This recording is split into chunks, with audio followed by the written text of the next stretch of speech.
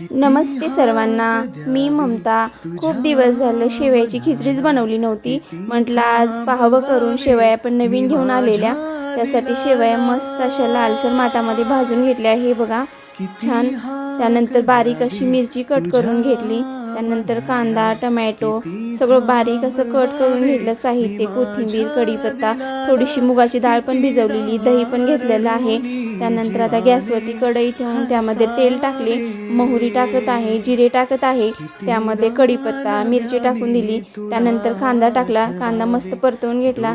त्यामध्ये भिजवलेली मुगाची डाळ टाकून दिली, ती पण परतवून घेतली. त्यानंतर त्यामध्ये टाकत आहे दही. दही पण छान परतून झाल्यानंतर त्यामध्ये टाकते कट केलेला टोमॅटो, ते पण परतवलं. त्यामध्ये टाकत आहे चवीपुरतं मीठ, हळद. त्यानंतर पाणी टाकले. पाण्याला पण छान उकळी आलेली आहे. त्यामध्ये टाकते भाजलेल्या शेवया. मस्त झालेली आहे शेवयाची खिचडी. चला तर मग चॅनेलला लाईक, सबस्क्राईब करायला विसरू नका. बाय.